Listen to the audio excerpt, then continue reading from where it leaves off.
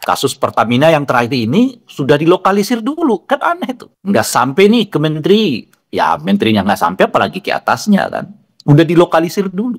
Sementara kerugian negaranya begitu tinggi kan, sampai 1.000 triliun dalam 5 tahun. Saya kadang-kadang nggak berpikir, ngapain orang ngumpulin duit sebanyak itu gitu. Kan artinya per kepala, kalau totalnya 1.000 triliun dibagi 9 orang, itu kan artinya per kepala itu 110 triliun tuh. Ibaratnya begitu. Diambil aja lah oleh kita katakan 20-30% dari 110 triliun kerugian negara itu. Udah berapa itu? Udah sekitar 40 triliun. Per tahun dia masuk ke duitnya. Kali 5, 200 triliun per kepala buat apa? Padahal kita lacak kekayaan mereka nggak fantastis amat. Jadi pertanyaannya adalah uang sebanyak itu tentu ada kegunaannya. Nggak mungkin mereka, mohon maaf istilahnya tuh makan sendiri. Tapi belum apa-apa kan udah dikunci oleh kejaksaan. Nggak sampai nih ke tingkat menteri.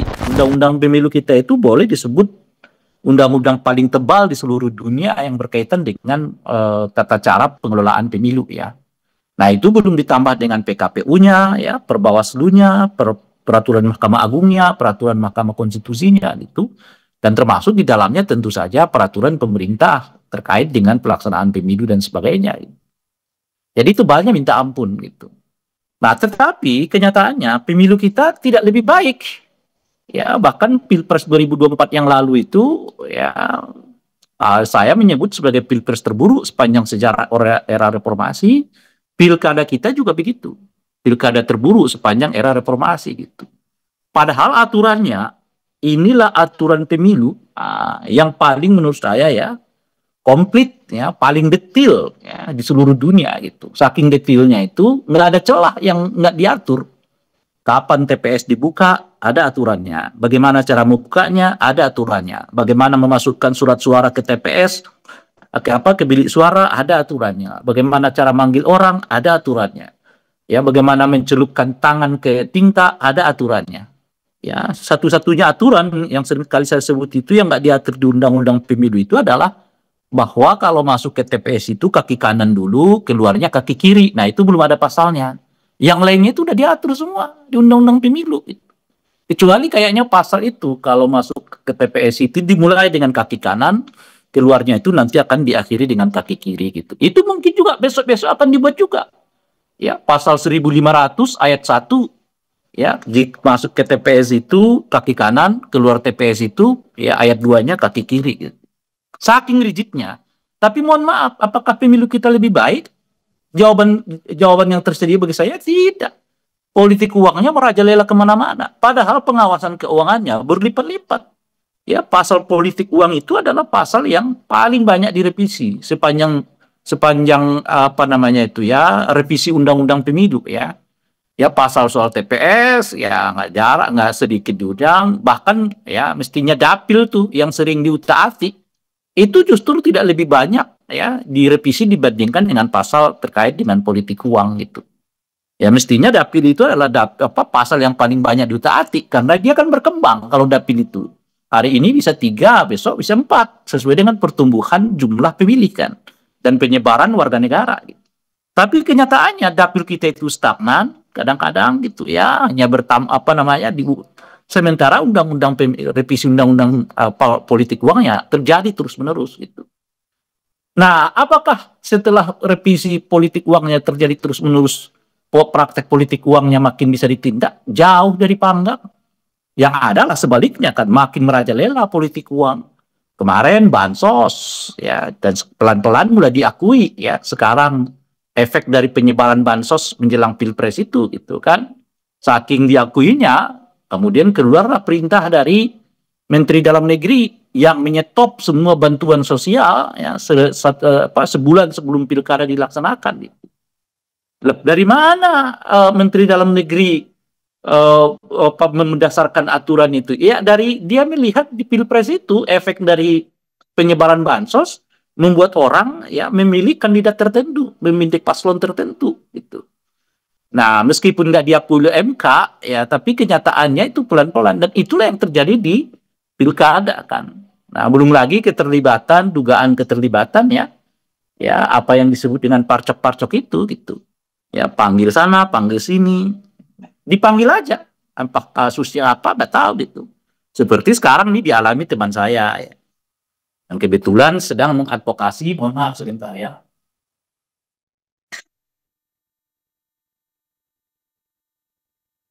kasus apa namanya pilkada di salah satu tempat di Kalimantan Selatan gitu ya. Kasusnya di MK masuk, diterima, lalu diputus, dilakukan PSU gitu. Apa yang terjadi? 2 hari sebelum putusan Mahkamah Konstitusi, kawan ini dipanggil, ya kan? Karena ya adalah tentu pasal-pasal yang bisa dipakai untuk memanggil itu, ya, karena katanya dugaannya begini begono gitu dan sebagainya. Ya, jadi kalau disebut isu soal itu, ya saya sedang melihat itu di depan mata saya gitu. Pakai pasal ini, pakai pasal itu, ya dalilnya tentu penegakan hukum. Ya kan nggak ada yang lain gitu. Nah, kita juga dulu mendengarnya kepala-kepala desa diundang, ya kan, apa ini macam-macam dan sebagainya gitu. Nah, ahli-ahli hukum juga mau strik-strik aja pada pasal-pasal, bukan pada filosofi hukumnya gitu. Ya kan, oh pasalnya begini, kan pasalnya begini. Jadi kadang-kadang penafsiran mereka sangat tekstualis, ya, sesuai dengan bunyi pasal yang ada di dalam pasal itu, dan kadang-kadang melupakan sebetulnya semangat dari pasal ini apa, tujuan pasal ini apa dibuat. Nah, itu kadang-kadang mainnya di situ.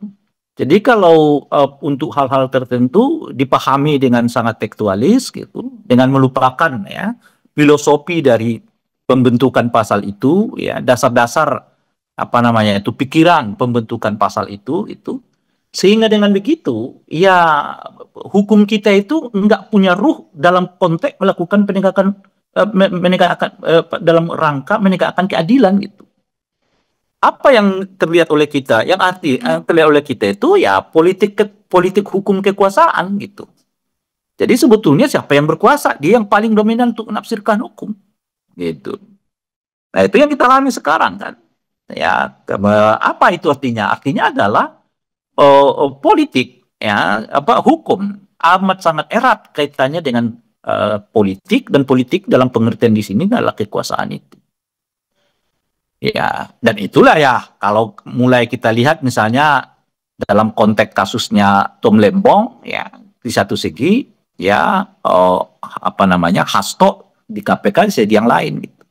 Dua-duanya tuh mirip, ya. Meskipun ya saya tidak berbicara soal materi, ya, penetapan mereka sebagai tersangka, boleh jadi itu benar semua, gitu, ya, boleh jadi gitu. Kan buktinya kan udah dibawa ke apa namanya itu pra peradilan lalu ditolak gitu ya. Jadi proses penegakan hukumnya udah benar, tetapi ya kalau kita hanya melihat dari itu saja, ya itu seolah-olah benar semua gitu. Sama seperti yang saya sebutkan tadi ke kawan saya. Kalau kita hanya berhenti dari soal bahwa yang bersangkutan dipanggil oleh aparat penegak hukum karena alasan ini gitu, ya seolah-olah ya bukan seolah-olah ya memang akan kelihatan itu merupakan praktek penegakan hukum. Nah, pembiaran yang kayak begini lah yang mengakibatkan menurut saya satu segi terjadinya ya apa namanya itu pembiasaan penegakan hukum berdasarkan kepentingan politik. Gitu. Pasalnya mungkin tepat, perkaranya mungkin ada, tetapi sebetulnya penegakan hukumnya itu lebih berdasarkan karena kepentingan politik daripada semata-mata untuk menegakkan keadilan. Oke, Bang Rey. Bang Rey, kalau tanggapan Bang Rey.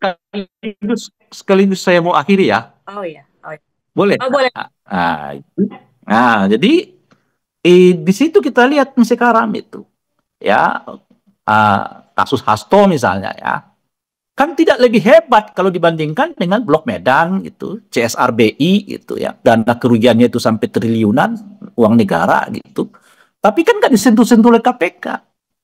KPK ngejar-ngejar orang-orang yang kelihatan berada di luar kekuasaan, padahal filosofi pembentukan KPK itu ya kan mencegah kekuasaan melakukan manipulasi dan mencegah kekuasaan menggunakan kewenangan ayah pada dirinya untuk memperkaya diri sendiri.